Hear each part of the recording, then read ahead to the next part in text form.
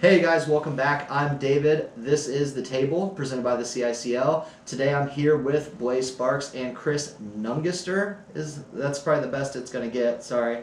Of the Kings. This is our new team, one of them. So the Kings, Chris is running, this is your first time running a team. Sparks, you're on a new team now. Yep. Was with the Bandits, the last 2 years? Yeah. Okay, so with a new team, starting from the grassroots, nobody knows much about you guys. That's why we want to get you guys on here. That's what we're excited about. Chris, how do you feel about running a team for your first time? It's different. Yeah? It's real different. I think I answered this a little bit earlier in that little coach's interview. Sure. It's hard finding guys that are going to be reliable. Yeah. And are going to want to come out and actually play and be a part of this team and be a part of this league. But other than that, it's been real fun. That's definitely the biggest part. I mean, I've talked about this several times with the Bulldogs and stuff like that, is always I take the guys that are going to show up and that are going to be there every week over talent, because those are the guys you can build a team around. Especially in your first few years, you really want to get your core group figured out, the guys that are going to be there. And that by no means does that mean your most talented guys. It's the guys that are going to be there week in and week out, and then you can branch out from there. How's the process been? How fun has it been getting guys to play, designing the jerseys, designing the very cool logo that I like? How's that been? It's been fun. Yeah. It's been fun. Obviously, we picked up Blaize and his brother Sparks, or Blaize and his brother Cherokee. Yeah. And that was a real fun interaction. Trying to actually get them to come out and make the decision to join our team. So I want to talk a little bit about that. That's a huge pickup this year because of what we just talked about, because of having guys that are going to be there. Both you and your brother are, truthfully, you're immediately some of the people that you think about when you think about coming out to a CICL game, because you're always there, and that's what you need. You need the guys that are always going to be there, that are going to compete week in and week out, be there for your team, stuff like that. Obviously, the Bandits are going through. They're kind of, I don't even like to call it rebuilding, because they were still a very good team last year, and they're going to be a good team again this year, but they're kind of retooling.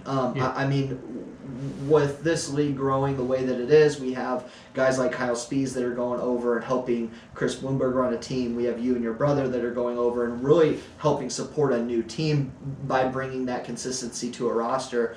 With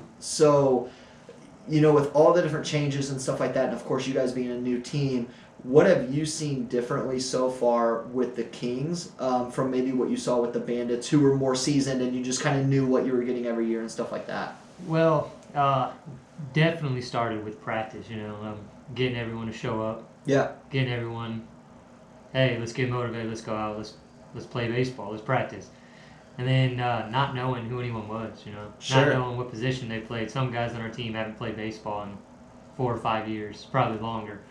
So it's definitely been difficult figuring out where everyone's going to sit, how it's going to line up once we get closer to season. And everything, it's nice to practice and get it in early and stuff like this, but everything looks a little bit different on game day, and that's what's going to be interesting to see. How do you feel about, Chris, how do you feel about making those adjustments and having to put guys in different positions and stuff like that once it kind of gets to the season? I genuinely feel really good about it. A lot of these guys, they play multiple positions. Sure. And I think not only is our infield very good, very talented infield, we have a very talented outfield as well. A couple guys that are coming new into the league, and then, in our infield and our outfield, we're going to have Blaize. Nice. And Cherokee out there. But I think our biggest thing that's going to be fun to deal with is our pitching lineup. Gotcha. Rotating guys around. We have a lot of pitchers on the team, and we're planning on here soon figuring out everything there, but it's still going to be a process. Sure. I think that was one thing that really stuck out to me last year that we did with the Bulldogs, is we had some inconsistency at shortstop where we were mixing guys around quite a bit, and for a while we had Zach Hart at shortstop, and it's because he's very fast, he's very athletic, he has a pretty good glove, and he would just, he did good at short, but he would have some errors and stuff like this, and throwing errors, some stuff and he's a very good ball player. And I had Seth in my ear the whole season telling me to put him at short. And to be completely honest, I thought he was just like I just saw him as like a bigger, like a first baseman, a catcher. He's a big guy. He played first base and some catcher in college and stuff like this. So that's just how I saw him. And that's how, you just kind of get in your head, this is the position this guy plays and stuff like that. Moving him to shortstop and then Zach to center field made all the difference in the world. Oh, yeah. I mean, it was a huge call throughout our season. I think maybe went a little under the radar. And, I mean, Seth killed it at shortstop, but not only that, when Zach went to center field, Zach was one of the better center fielders in the league. Easily, I mean, he showed out in the playoffs out there. So it's making those calls and making those little adjustments. One, it's tough, but that's what's fun about managing a team. But at the same time, you realize that, especially for you guys where not everybody even has necessarily the position locked down, you kind of got to open canvas to start painting on as far as that goes. Back to the Bulldogs last year. Didn't that switch there? Didn't that change around your guys' season too? Weren't you guys in like a small little losing streak? Yeah, I mean and you guys made that switch and you guys just. We had a good season overall. Obviously, there wasn't too many kind of downtimes to the season, but we knew we had the bats to compete with anybody, and the pitching was doing well. Even when Gage was hurt, Shea was able to step up really well, so the pitching was doing well. It was truly just, really our kryptonite was errors on defense, and that's why. And I preached it because the year before us when the Bandits won, that's what stuck out to me is that just even if you could get your bat on the ball, anywhere you hit it, the defense was solid. And so we knew we needed to do that. Truly, this is a situation in this league where defense does win championships because it's easily. The team that commits more errors is the team that's going to lose. And so shoring up, you're exactly right, shoring up that shortstop position and then having just a staple at center field and Zach, especially with how much the balls went to those guys in the playoffs, it's very possible that if we didn't make that switch, that one, we're just wasting talent by leaving them on the bench, and that's on me. And two, that could easily have been the difference in the playoffs. I mean, how many times Seth was assured glove at shortstop, and Zach made a ton of plays at center field during the championship games. Yeah. So and I at least with my team, I feel very confident at everybody at every position. Good. Because they, at least so far what I've seen, like they are just. We've assembled a very talented team. Very talented team. Do you have any concerns so far about guys showing up, having to take a forfeit, anything like that? Yeah, that's a big thing. We're working on that right now. That we in recent weeks we've really retooled our roster again. Yeah. And rebuilt because we've had a lot of guys that have been inactive, but I think so far now, I think we have the guys that are actually going to be here every week, whenever we need them. I'm very, very happy with the guys that we brought in with the draft that was new this year. Yeah. And then just free agent pickups. I think we've really cut down on the people that aren't going to show up and aren't going to be active. I think that's, there's the saying that the championship's won in the offseason, and obviously that alludes to the players practicing and stuff like that. But from running a team, from that perspective, that's when you put your team together. And so I think that, especially in a league like this, right, where it's not a professional league, you're not paid to play, it's no guarantee that everybody's going to be there and stuff like this.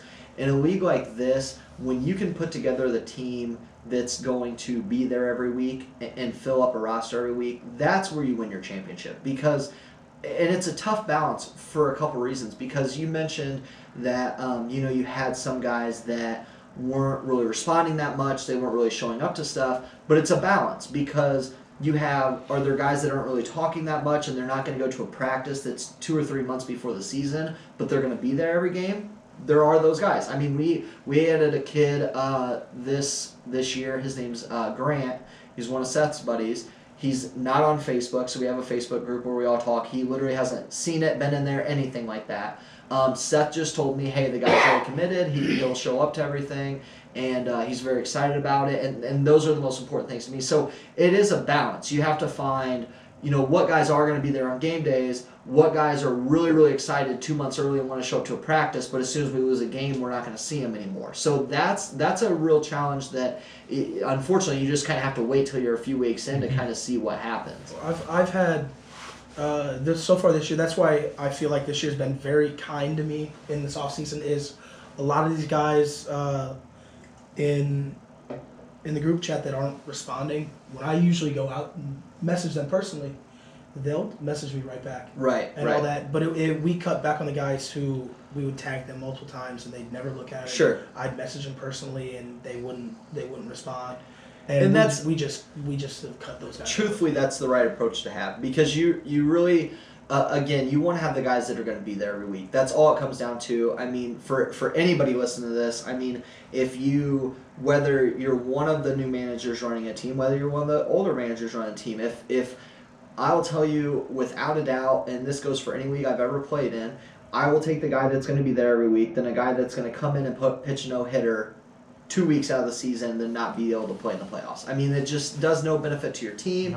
Nope. It drops the whole morale of the team and everything like that. I mean, guys talk a lot. One of the first things that always comes up when guys talk to me about my team is how everybody seems to be on the same page and our morale is always up and we have the most fun and stuff like that. It's because it's easy to look like that and to do that when you're winning, okay? But this team did the same thing our first year when we didn't win much at all. And the reason is because it's the same guys there week in and week out, the same guys putting in the effort. I mean, truly every single time Seth or Shay or somebody like that says, hey, I got a buddy that wants to play, they will tell you without a doubt the first thing I send back is, will they be there every week? Will they fit in with the guys when they get along with the team? That's all that matters. I mean, that's truly how you build a team. So it sounds like you guys are on the right path of doing that. That's good to hear.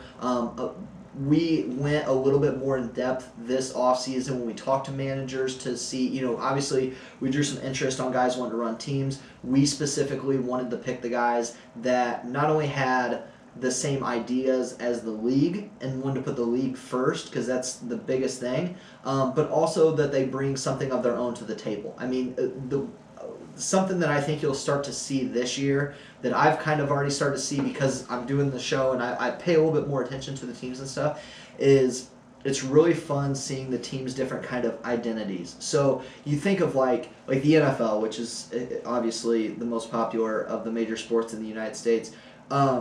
Teams have identities, right? So you think of like the Bears, they're a huge defensive team. Mm-hmm. You think of the 49ers were huge defensively, the Chiefs were explosive offensively.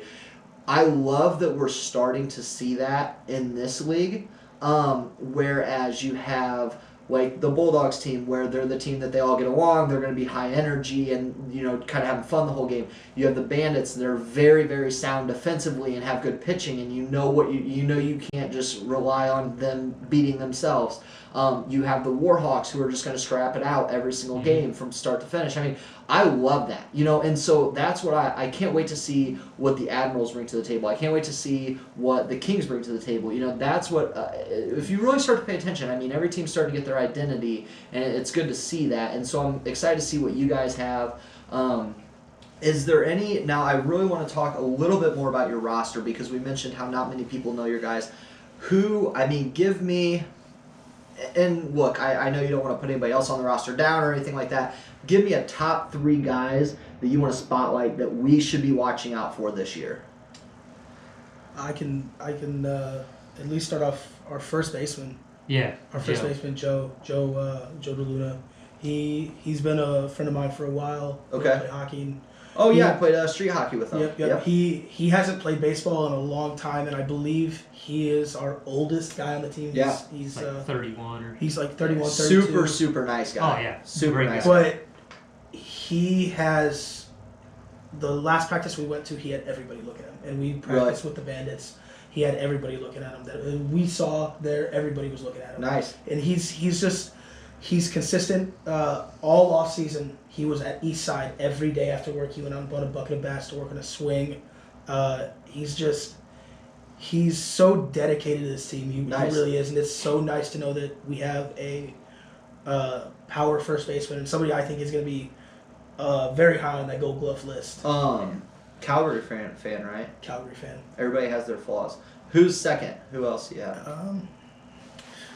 I'm gonna let Chris take this one. Being the manager, let him take this one. Let him throw everybody else under the let bus. him give it that. Somebody I'm excited to see. I haven't seen him much, but from what I have seen, me and Juan have talked a lot about him. We're very excited to see him. Brendan Bilshaw, Okay, what position does he play? center field.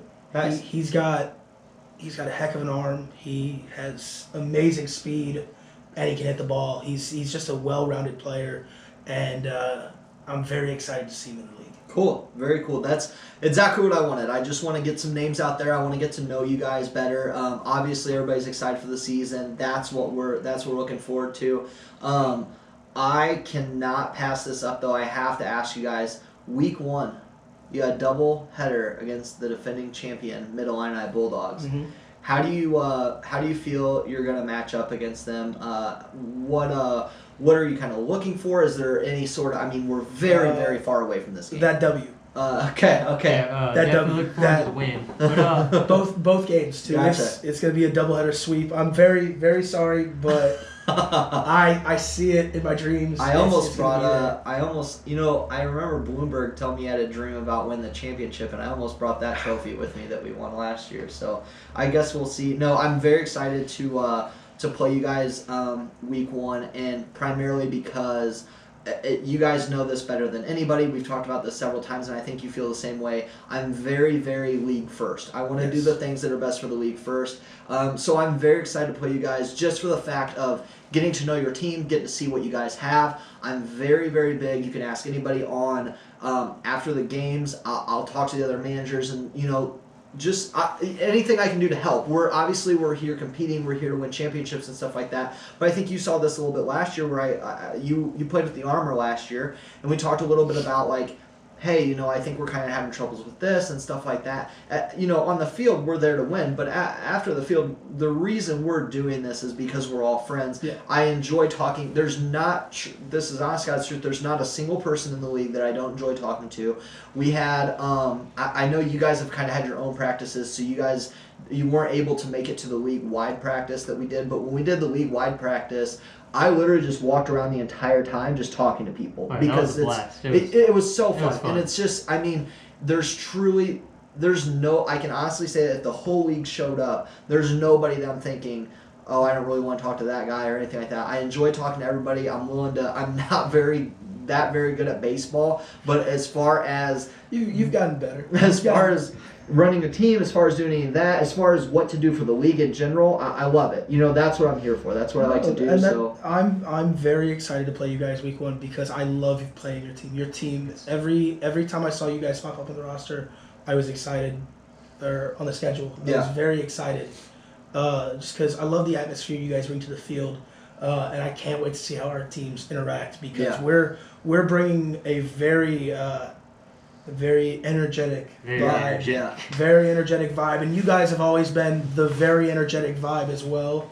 And I'm can't wait to see it. I'm gonna love it. And that's what I'm excited about because I mean, like I said, we obviously have a lot of fun when we play. That's how we want the other teams to be as well. And other teams do it. Don't get me wrong. I mean, we see it throughout the league as well. But that's what we want to inspire. I mean, we want you to play in the CICL because you want an excuse to hang out with your friends on the weekend, play baseball, and ultimately, more than anything, when you go into work on Monday, I want you to think that you had a blast this past weekend playing baseball. That's what it's for. I mean, it's truly, whether you win, whether you lose, no matter what happens, you're there to have fun. That's why we have the league, and I think if you can play good baseball, I've said this before on the show, if you're having fun, if you're doing it with your friends and stuff like that, you're going to play at your best. And so that's the key. And so I'm curious to see how some of the new managers, as well as some of the old managers with just new players on their team, handle, when you do have those losing streaks, when you do have a rough outing and stuff like that, being able to keep the momentum going, keeping the energy positive, because I mean I think that's what your whole season comes down to. That's definitely when you find your teams. When you hit a tough patch, you take 3 losses after you take 2 wins, or you lose 2 games in a row, and And that's what it's all. That's why you have to have that core group of guys. It doesn't matter if they're the best guys on the team, but I will tell you from experience, and I've had guys pick me up if I start to get negative. But I'll tell you from experience where I've seen a guy go out in a very big spot. Say we're losing all game, we're down by 2. There's 2 guys on base. Somebody goes up with 2 outs and just strikes out, blows it. I mean, if he comes back to the dugout, 9 times out of 10, not a single negative thing said to him. There's no like, oh my God, I can't believe we missed that shot. It's all just a pat on the butt and get back out and play defense. And if one guy, does get negative or anything like that, there's 3 guys there to grab him and say, hey, no, let's keep it rolling, keep it positive, because that's how you start heading down the wrong direction. I think that's definitely what helped your team. From when I first played you guys, my first year at CICL, it was fun playing you guys. You guys are always picking each other up. There was one dude that I think he had something in his back pocket. The corn cob in his back pocket. That was Gage. That what that was? Yep. Okay, yeah. He was pitching with it. Yeah. Yep. I only played you guys when I first started. Like I only played on Sundays, so I only played you guys. Oh yeah. But definitely from watching you guys play from the very beginning all the way up to win the championship last year, there's not too much negative going on. Definitely.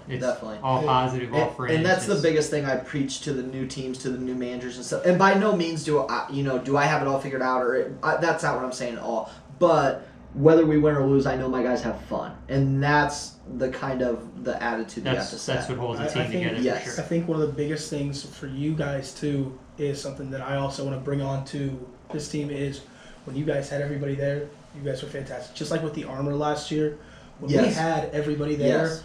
I believe we were the best team out there. It was just I think the Armor were one of the most underrated teams last year, without a doubt. We actually, so this is a very, very early, and I didn't even plan on doing this on this episode, but very, very early prediction for, essentially, I was talking with Joe and with Brett and these guys earlier, and they said, if you don't count yourself, like if you're not picking your own team, who could you see playing in the championship this year?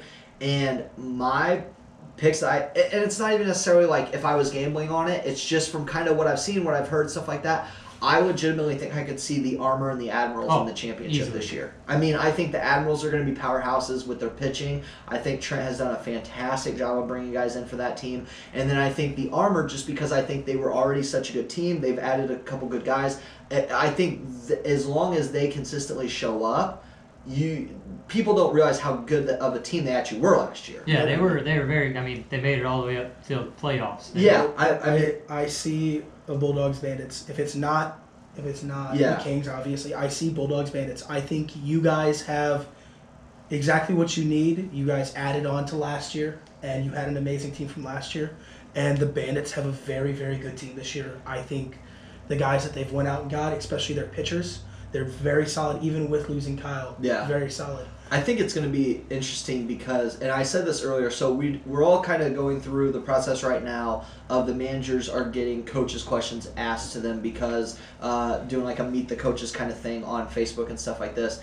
And I was talking with Joe earlier doing mine, and he asked me to rank the teams. I told him, without a doubt, this is the hardest it's ever been. I mean, because we don't know what the Kings are bringing. We don't know. I mean, everybody knows that the Armor would have been a top team last year had they been there every single time. So I think they could be a huge sleeper. The Admirals, from everything I'm hearing, sound like they could be an absolute powerhouse. The Bandits are completely retooling, but I know Britt, he's not going to bring a bad product to the field. No. He's not. I mean, if his team was bad, he would fix it. That's how he is. He's not just going to show up with a bad team. No.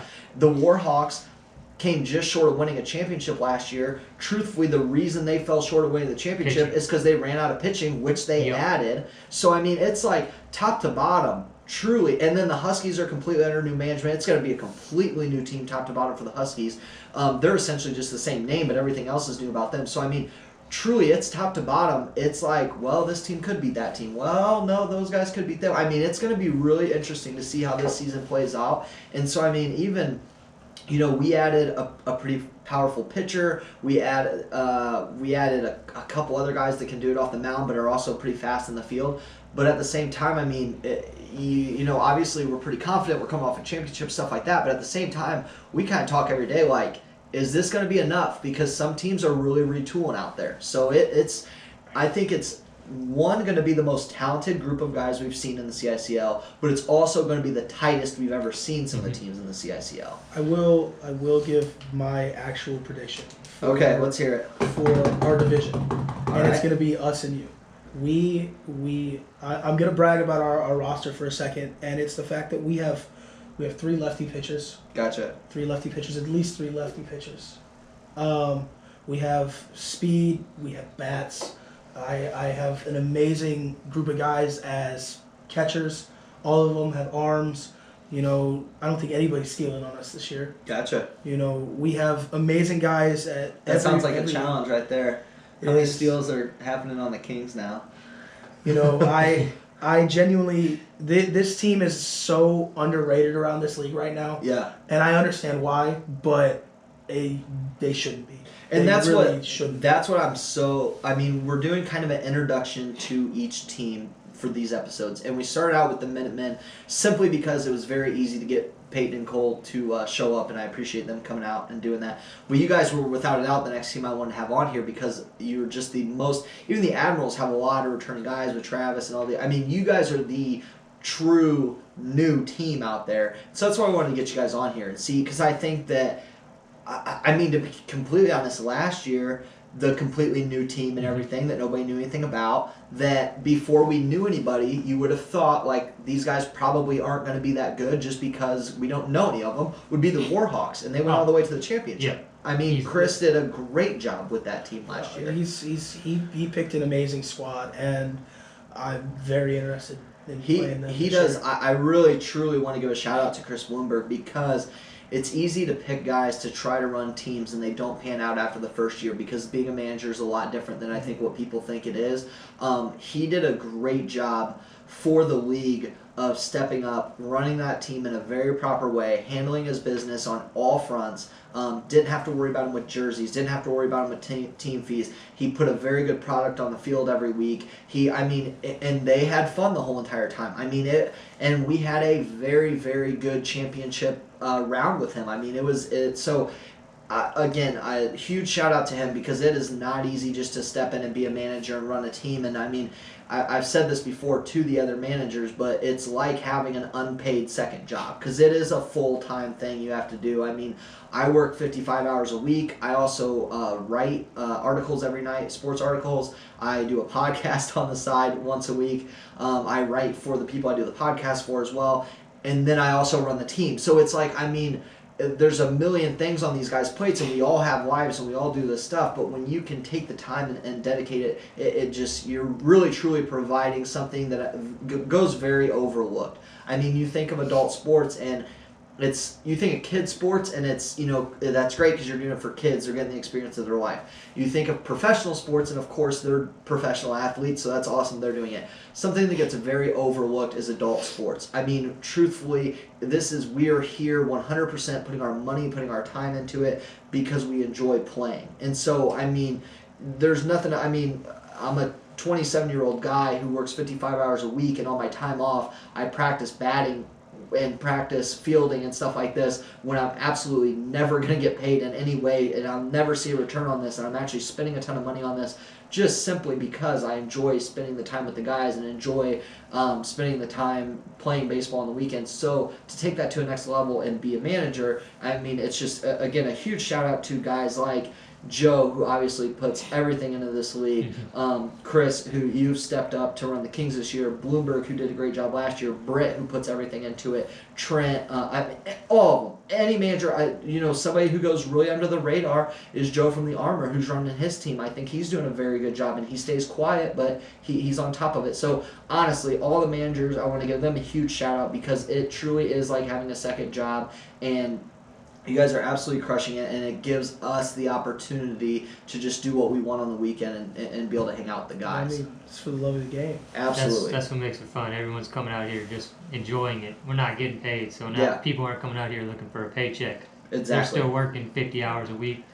On Monday, going to Friday, Saturday, they show up at the field 9:30. Exactly. Yeah, most of us after the game are gonna go out and drink a beer, right? And that's all this is about, is go out, have fun, play with the guys you would go drink a beer with afterwards. Exactly. That's we kind of talk about, of course, Throughout the season, rivalries are created. You talk smack on the field and stuff like that. But we wouldn't be here recording a show that won't pay us $1 just so other guys in the league can listen to it, because people outside the league would have no idea what we're talking about. We do all this simply because we like and care about every single person in the league, and that's it. This is enjoyable for us. I mean, when it comes down to it, we're just a bunch of kids just playing pretend, essentially, because we're just having a blast, and this is just allows us to have an extension of that. So I absolutely love it. That's why I love the league. That's why I'm excited to see what you guys bring to the league this year, and I hope that you're here for years and can keep running it. I got my number 3. Let's hear it. It's a tie, actually, and it's Boogie and Juan. Okay. Boogie. Yep. Boogie, he's a very talented catcher. Yeah. This is gonna be his first year in the league. Obviously, he's played baseball for a while, and he's got a very good arm. And where did he play before? He played with Joe's little brother in that church league. Oh, okay. I can't remember the exact name of it. Christian Center or something like that. Yeah. Something like that. But he's very, very talented, and he's gonna be able to, all right? Later on, I'm recording a new episode for my podcast I do on the side, where we talk about sports betting on there quite a bit. What's the over-under this season on how many people get away with stealing on Boogie? How many people you think? For the whole season. The problem is, look, we're going to do this, and it's going to work to your favor because everybody's going to try to steal on him, and he's just going to be throwing dudes out left and right. Well, it comes down to 2 things, or 3 things. It comes down to the pitcher. Yep. Who's pitching? They got to be quick to the Quick plate. delivery. They got to have a nice throw to him. They can't be in the dirt. He's got to be right on it. Comes to him, getting a quick release. Yep. Getting the ball to either short or second, whoever's covering it. Comes to them, finally catching the ball, making the tag. So it's a hard thing to just throw out there, but in an average game. Yeah. In an average game, I think throughout the 20-game season. Yep. I think there's going to be maybe. I'll be generous to the league. Okay. I'll be generous to the league. I say maybe 8 guys steal on them. 8 guys all season. So in 20 games, Boogie at catcher, 8 guys. That's the over under. So you're gonna. What would be hilarious to see is if people listen to this. And then, like, as soon as they hit, like, if 9 guys steal on them, they're like, they stop going for it. They're like, all right, we hit the over. Like, that'd be hilarious. That'd be hilarious. That's exactly who. That's exactly. I would take that. I would take that. But they have to get to that 8 for them to stop. Oh You know yeah, what I mean? yeah. They gotta I get get it. first. I get it. Mm-hmm. I get it. No, I love it. I love hearing that. That's one of my favorite plays in baseball. I mean, truthfully, seeing a catcher gun down a guy at second. I'm a Cubs fan, and seeing Grandpa Ross backpick a guy at first. Amazing. Oh my gosh, Beautiful. Must be awesome. very excited Beautiful. for this season. Yeah, so it's pretty. It's gonna be. Gosh, this is gonna be such a fun season. Is there any other? Well, I guess we can talk about. How do you feel about the jerseys? How are the jerseys coming? The jerseys went through a pretty crazy process. For like a week straight, we had guys just sending in Tossing out ideas. jerseys after jersey. That's after the jersey. funnest. That's the funnest part about it. That's why you have to be like, you. And then Juan and Chris disappeared for a little bit, came back with 2 jerseys, Ideas, and everyone was Yeah. like, I'm let's do it. I'm Cool. very, very happy with the jersey that we picked. We aren't gonna mention anything about the design. Okay. When we get it, there's going to be a full jersey review. Nice. For What you about guys what's and a? for Do we got a primary color at least? Great. Great. We'll just okay. say great. Okay. Great. That's cool. That's cool. Yep. We're keeping our jerseys from last year, just because we did add a few new guys, and we had the jerseys from last year. So By the way, yeah. probably my favorite jerseys in the league. Oh, easily, thank you. Easily, Yes, just yes, so yes, they're yes. simple and just Yeah. So Right, that's They so. look like baseball they're jerseys. very, very much. That's exactly what. So I did the logo and the jerseys for the Bulldogs, and it's very, very easy to get out of hand with that stuff because it's by far the funnest part. I mean, who Yeah. hasn't created 30 teams on a video game just to create? You know what I mean? Yeah. So I tried to make our logo look like a baseball logo. Very, very simple. I love your guys' logo. It's very similar to ours. And then the jerseys, that's exactly what I wanted to do. Is I kind of looked at jerseys in the MLB and stuff like that and kind of base it around that. We're actually, the jerseys that we have are the exact replicas of the Auburn Tiger college jerseys. And then this year, what I'm excited about is because we kind of did everything, very like, how I thought it should look, very professional kind of look and everything like that. We're doing an alternate jersey this year. We got a sponsor to cover it where we're doing a blackout jersey. So the reason we did the alternate is black is I've told almost every team not to do black jerseys because when it gets super hot, they're just unbearable. Oh, it's awful. So we're doing a full button-up black jersey that we're only going to wear on cooler weekends. Black pants. We're gonna do white pants. Clean white pants with It's essentially what I'm copying is the Oregon State. Yeah, that's what it sounds like. Yep. So they are they're all black with the orange like piping, and then actually where it says Bulldogs across the front is in black too. It's just black on black, and it's just outlined in orange. Ooh. So they should look pretty cool. I'm pretty excited about them, and I really like the look of the black jersey with the white pants. But we'll see how it goes. We might do black jersey, black pants, and just bust them out for like a playoff game or something like that. I think that'd be so sick. That's always my favorite part of the season. You going to the first game and seeing have the everybody jerseys. get black cleats too. That would look good. Just go all black out. All black out. Get black hats. Straight playoff game. We'll probably because they're doing an alternate jersey and because it'll be early in the season, we might have to wear them to that first game against you guys, and we might wear all black for the funeral we're about to host of the Kings' first game. So we'll see how that goes. We'll see. I'm definitely excited. We've kind of talked about. I talked about this a little bit with when the other guys came on and stuff like that. I do want to get. We're about to wrap up here. We got about 10 minutes.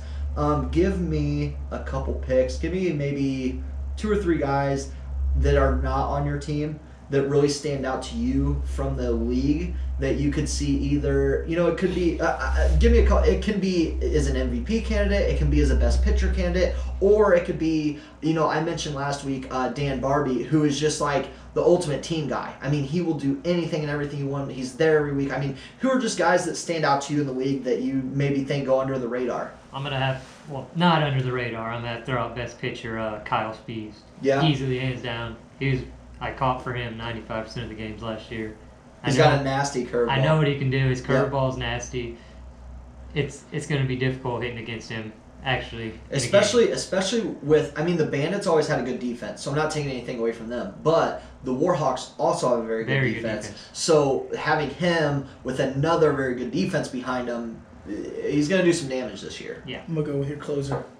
Brian Bart. Yep, I'm going to go with him. He is very underrated in this league. He's by far one of the best closing pitchers, but he can come in and start. He can pitch anywhere. He always gives you a solid outing. Yes. And he is one of the best pitchers in the league. So he does fantastic. There's times where he's had to come in and pitch like 4 innings and 5 innings and done well. He keeps track. It's so funny because he keeps track of this, and I don't think anyone else does.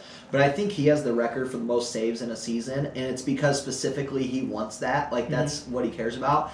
And not only does he do a great job as a closer, but I've said this on the show before, he is easily the best baseball mind on our team. Yes.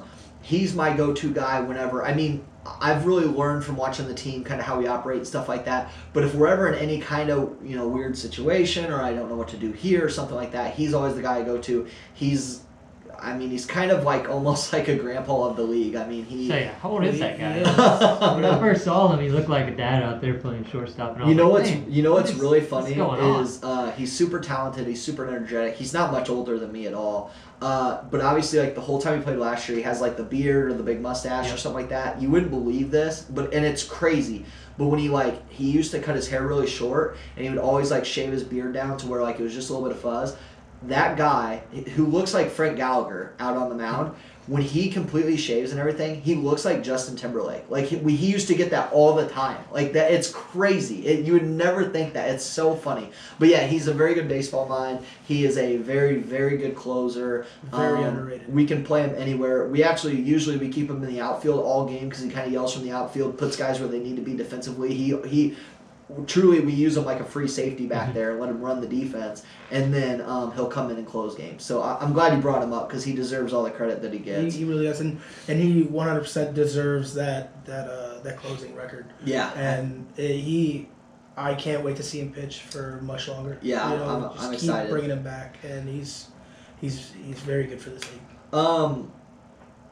I kind of skipped. I was listening to you guys. I didn't really think about who I would pick. I mentioned Dan Barbie again last week and this week, but I think there's the obvious guys that stick out. There's the Raby, there's Shootman, there's Spees, there's those guys that stick out. Couple guys that I have seen that are just really consistent and do a good job and stuff like that.